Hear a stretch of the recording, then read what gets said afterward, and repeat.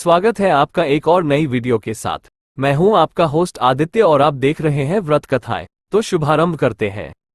महाशिवरात्रि के विषय में भिन्न भिन्न मत है। कुछ विद्वानों का मत है कि आज के ही दिन शिवजी ने कालकूट नाम का विष पिया था, जो सागर मंथन के समय समुद्र से निकला था। ज्ञात है कि यह समुद्र मंथन देवताओं और असुरों ने अमृत प्राप्ति के लिए किया था। एक शिकारी की कथा भी इस त्योहार के साथ जुड़ी हुई है कि कैसे उसके अनजाने में की गई पूजा से प्रसन्न होकर भगवान शिव ने उस पर अपनी असीम कृपा की थी। ये कथा पौराणिक शिव पुराण में भी संकलित है। प्राचीन काल में किसी जंगल में गुरुद्रो नाम का एक शिकारी रहता था, जो जंगली जानवरों का शिकार करता तथा अपने परिवार का भरण पोषण किया करता था। एक बार शिवरात्रि के दिन जब वह शिकार के लिए निकला, पर संयोगवश पूरे दिन खोजने के बाद भी उसे कोई शिकार न मिला। उसके बच्चों, पत्नी एवं माता पिता को भूखा रहना पड़ेगा, इस बात से वह चिंतित हो गया। सूर्यास्त होने पर वह एक जलाशय के समीप गया और वहां एक घाट के किनारे एक पेड़ पर थोड़ा सा जल पीने के लिए लेकर चढ़ गया, क्योंकि उसे पूरी उम्मीद थी कि कोई न कोई जानवर अपनी प्यास बुझाने के लिए यहाँ जरूर आएगा। वह पेड़ बेलपत्र का था और उसी पेड़ के नीचे शिवलिंग भी था, जो सूखे बेलपत्रों से ढके होने के कारण दिखाई नहीं दे रहा था।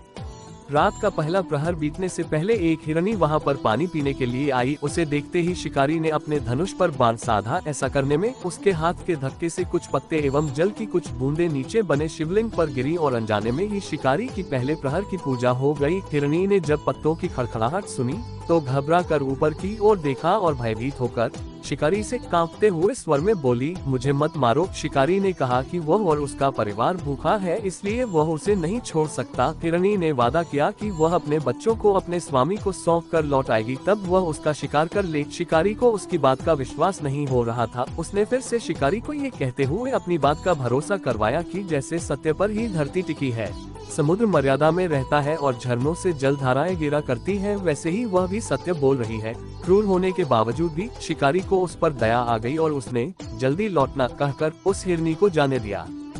थोड़ी ही देर बाद एक और हिरनी वहां पानी पीने आई। शिकारी सावधान हो गया, तीर सांधने लगा और ऐसा करते हुए उसके हाथ के धक्के से फिर पहले की ही तरह थोड़ा जल और कुछ बेलपत्र नीचे शिवलिंग पर जा गिरे और अनायास ही शिकारी की दूसरे प्रहर की पूजा भी हो गई। इस हिरनी ने भी भयभीत होकर शिकारी से जीवनदान की याचना की, लेकिन उसके अस्वीकार कर देने पर हिरनी ने उसे लौटाने का वचन ये कहते हुए दिया कि उसे ज्ञात है कि जो वचन देकर पलट जाता है, उसका अपने जीवन में संचित पुण्य नष्ट हो जाया करता है। उस शिकारी ने पहले की तरह इस हिरनी के वचन का भी भरोसा कर उसे जाने दिया।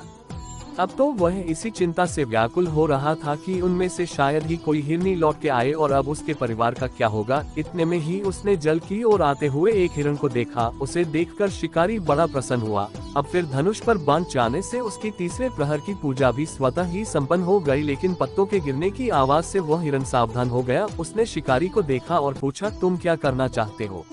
वह बोला, अपने कुटुंब को भोजन देने के लिए तुम्हारा वध करूंगा। वह मृग प्रसन्न होकर कहने लगा, मैं धन्य हूँ कि मेरा ये शरीर किसी के काम आएगा। परोपकार से मेरा जीवन सफल हो जाएगा, पर कृपया कर अभी मुझे जाने दो, ताकि मैं अपने बच्चों को उनकी माता के हाथ में सौंपकर और उन सबको धीरज बंधा कर यहाँ लौट आऊं। शिकारी का हृदय उसके पापपुंज नष्ट हो जाने से अब तक शुद्ध हो गया था, इसलिए वह विनय पूर्वक बोला, जो यहाँ आए सभी बातें बनाकर चले गए और अभी तक नहीं लौटे। यदि तुम भी झूठ बोलकर चले जाओगे तो मेरे परिजनों का क्या होगा? अब हिरण ने ये कहते हुए उससे अपने सत्य बोलने का भरोसा दिलवाया कि यदि वह लौटकर न आए तो उसे वह पाप लगे जो उसे लगा करता है, जो सामर्थ्य रहते हुए भी दूसरे का उपकार नहीं करता। शिकारी ने उसे भी यह कहकर जाने दिया कि शीघ्र लौट आना। रात्रि का अंतिम प्रहर शुरू होते ही उस शिकारी के हर्ष की सीमा न थी, क्योंकि उसने उन सब हिरण हिरनियों को अपने बच्चों सहित एक साथ आते देख लिया था। उन्हें देखते ही उसने अपने धनुष पर बाण रखा और पहले की ही तरह उसकी चौथे प्रहर की भी शिव पूजा संपन्न हो गई। अब उस शिकारी के शिव कृपा से सभी पाप भस्म हो गए, इसलिए वह सोचने लगा, ओह, ये पशु धन्य हैं जो ज्ञानहीन होकर भी अपने शरीर से परोपकार करना चाहते हैं, लेकिन धिक्कार है मेरे जीवन को कि मैं अनेक प्रकार के कुकृत्यों से अपने परिवार का पालन करता रहा। अब उसने अपना बाण रोक लिया तथा मृगों से कहा कि वे सब धन्य हैं तथा उन्हें वापस जाने दिया। उसके ऐसा करने पर भगवान शंकर ने प्रसन्न होकर तत्काल उसे अपने दिव्य स्वरूप का दर्शन करवाया तथा उसे सुख समृद्धि का वरदान देकर गोह नाम प्रदान किया। मित्रों, यही वह गोह था जिसके साथ भगवान श्री राम ने मित्रता की थी।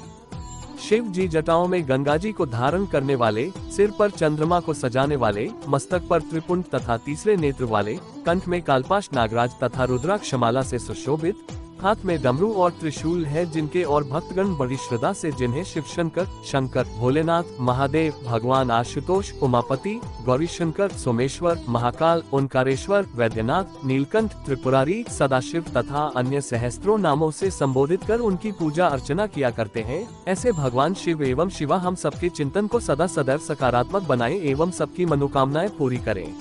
अगर आपको हमारे द्वारा प्रस्तुत ये कहानियाँ अच्छी लगी हो तो कृपया चैनल को सब्सक्राइब करें, वीडियो को लाइक करें और ज्यादा से ज्यादा शेयर करें और पुण्य लाभ अर्जित करें।